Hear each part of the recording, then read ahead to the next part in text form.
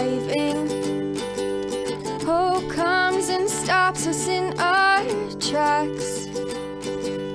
Bravely we prove in our striving, trudging together each day. Where there's a will, there's a way.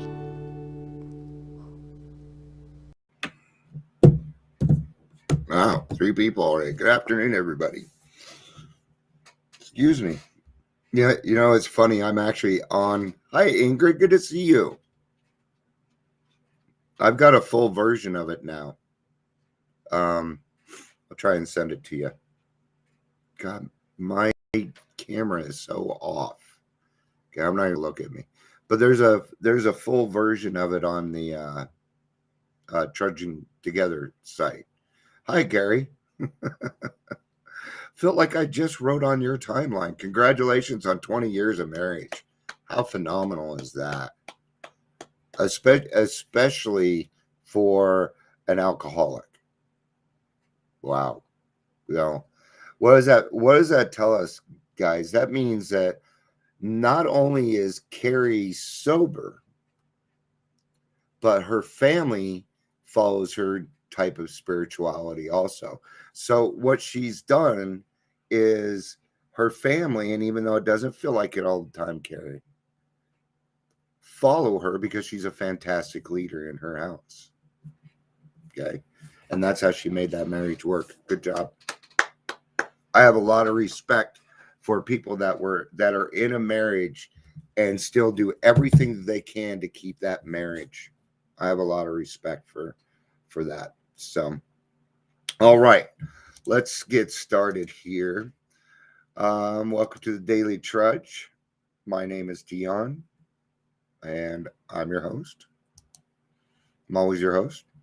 I'll always be your host. Oh, maybe not always. I'm hoping to get some other people eventually come on and do this. May take a day over for me or something. And of course, if you're here, please say hello. It's actually, you can't hear me. Check. It's on your side.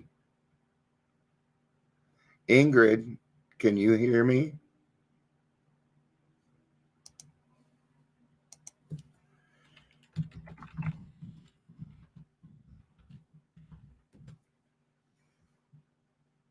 There you go. Not much I can do. All right. That kind of threw me off. What is a daily reprieve? I like to know that your hearing is, because I'm showing that I am good. Check. Yeah, shows I'm good over here. Okay, good. Well, then you missed all my you missed all of my talking about you, Carrie. You're gonna have to go back and listen to it. I had some pretty nice things to say too. I have to go back and listen to it. I want to kind of go back over it. Outside literature. Okay. Because my meeting allows for outside literature, and I'm okay with that. I'm all right with that. Not the biggest on it, but okay. There's nothing wrong with outside literature. Drop the Rock is probably the biggest one going around. That is outside literature. I have it also. What is this? This is a self-help book. Self-help books are to be done after you complete the 12 steps. Stay away from those other books. Okay. Now your sponsor may go through one of these books with you, but don't do it on your own. Just stick with the first 164 pages. Oh, I read the first 164 pages. Well, good. Do it again. Or start reading some of the stories. Or go to a meeting. Do something else. Okay? I know that you're trying to soak up as much as you can. And that's good. I love the enthusiasm. Okay? But too much information at once can fuck things up. Okay, especially doing it. What I don't want you doing is making self discoveries on your own, because that's what we tried to do before and it's not going to work. Hi, Gary. Good to see you. Gary just got in and is going to get his drug addiction. He's going to be a Cass. Yeah, he's taking Odyssey. Gary, I think you should jump on Odyssey. I really do. I think you would be a fantastic Cass. I really do. So he's looking at more being like a peer support specialist, guys. Okay. So good job, Gary. Gary's got 20 years being married. We got a lot of stuff going on here. And Ingrid's been spending time with her kids all week. So outside literature, if you have not completed the 12 steps, I would recommend staying away from it. I just would. Because these 164 pages, trust me, I'm getting ready to do a big book study here in 35 minutes. I can tell you, I'm going to get something new out of this. I am going to get something new out of it. If any of you know me, you know I pretty much have this thing memorized. Right? I would try and do how it works, but I'm just too embarrassed. I tried it once with nobody around. I think I did a good job of it. So anyway, doesn't matter if you have it memorized if you ain't working it, right? So that doesn't matter. So, all right, let's get to what is a daily reprieve. Let's get to that.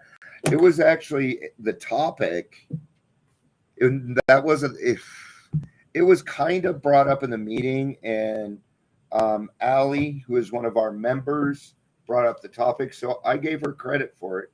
She didn't really suggest it to me, but I heard it and I stole it, and I give credit where credit is due. And what she will say is, well, she got that topic from somebody else, and nobody will take credit on it, and that's exactly what needs to happen. So daily reprieve.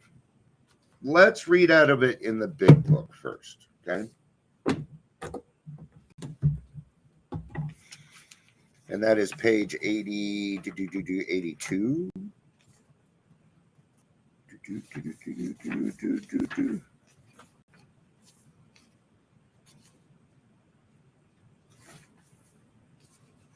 Nope, 85. So I'm going to read 84 into 85 because of the flow. I'm not going to be covering some of the other stuff because I want to get to the daily reprieve. Well, I'm going to read it real fast, okay? This thought brings us to step 10, which suggests we continue to take personal inventory and continue to set right any new mistakes as we go along. We vigorously commence this way of living as we clean up the past. We have entered the world of spirit. Our next function is to grow in understanding and effectiveness. This is not an overnight matter. It should continue for a lifetime. Continue to watch for selfishness, dishonesty, resentment, and fear. When these crop up, we ask God at once to remove them. We discuss them with somebody immediately and make amends quickly if we have harmed anyone. Then we resolutely turn our thoughts to someone we can help. Love and tolerance is our code. So some people will do their stuff at night, okay, and then suddenly realize, well, what they did is they let this carry. You shouldn't let any of this carry through to the next day if you can help it. Sometimes it can't be helped. Maybe that person isn't going to be able to reach till then. Then you utilize willingness. Yes, of course, I'm willing to take care of that as soon as it crops up. But it says here we discuss with somebody immediately. It doesn't say we wait for the day and think about it that night in order to make a change. Because you know you did something wrong. If you're at the 10th step, you know when you've done something wrong. Period. You know. All right. And we have ceased fighting everyone and anything and anyone, even alcohol. For by this time, sanity will have returned. There's the recovered portion. That means I can use this now. We will seldom be interested in liquor. If we tempt it, we recoil from it as from a hot flame. We react sanely and normally, and we find that this has happened automatically. We will see that our new attitude toward liquor has been given us without any thought or effort on our palace, on our part. It just comes. That is the miracle of it. We are not fighting it. Hi, Patricia. Good to see you. We are not fighting it, neither are we avoiding temptation. We feel as though we've been in a position of neutrality, safe and protected. We have not even sworn off. Instead, the problem has been removed. It does not exist for us. We are neither cocky nor are we afraid. That is our experience. This is how we react so long as we keep in fit spiritual condition. It is easy to let up on the spiritual program of action, rest of our laurels. We are head for trouble if we do, for alcohol is a subtle foe. We are not cured of alcoholism. So see, we're not cured of alcoholism, but we are restored to sanity. Okay? So we are not cured of alcoholism. What we really have is a daily reprieve contingent on the maintenance of our spiritual condition.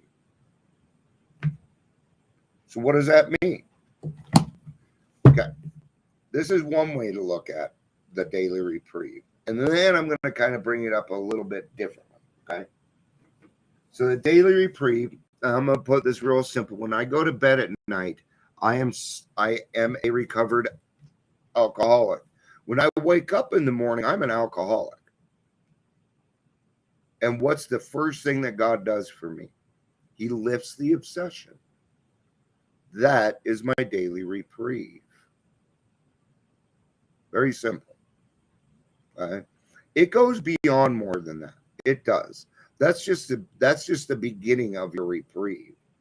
Your reprieve also divorces you from anger, self-pity, and all these other things that are blocking you from the sunlight of the spirit.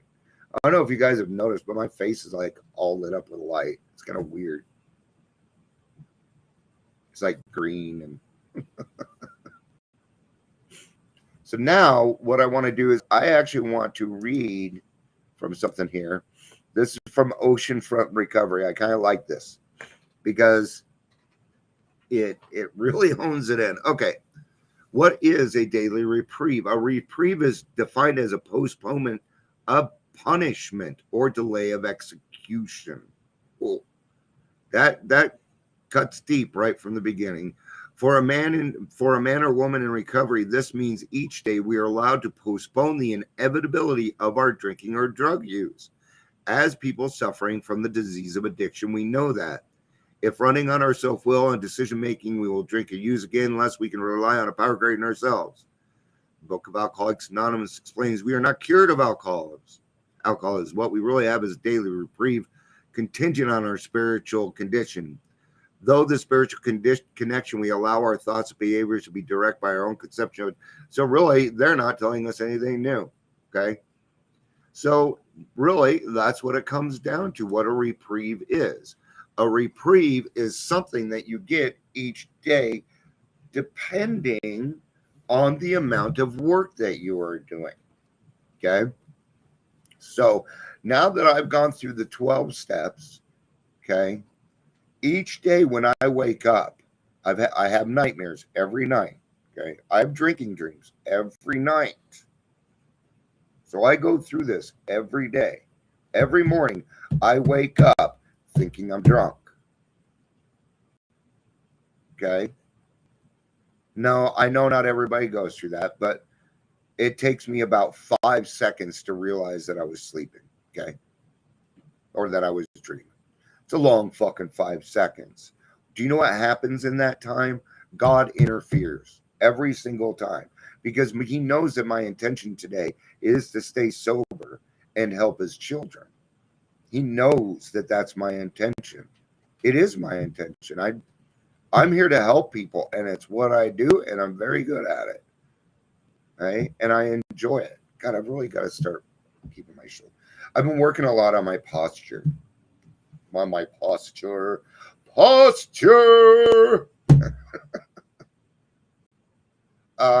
Hold on. I have a cat that's not supposed to be outside. That's outside.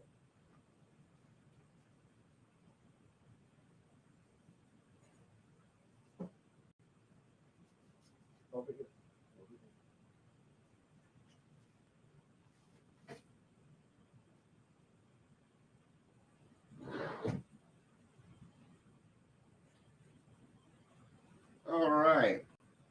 Well, that was the last window that I could keep open to get fresh air in here. So, yeah, I don't know how he got out, but at least he was nice and didn't run away and go run up a tree like last time. So that's what a daily reprieve really is. Okay? It is a miracle that you get to experience every single day of your life if that's what you want. Okay? 1:31. Yeah, I should probably get going. I'm hosting the 2:00 meeting, so and I always like to make sure everything's ready a little bit before. So remember, we have a 2:00 big book study. If you can just go to the events on Trudging Together, click on the link. It'll be open about 1:50 so that people can come in and join. So thank you, Alli. She's not on, but thank you for the suggested topic. I thought this was really good to kind of cover what a daily reprieve is, because the better we understand that, the better we can understand ourselves, and the more we can work on and become better people. So, all right. That's what I got today. I will be back tomorrow with my daily reprieve. I love you guys. Peace out. And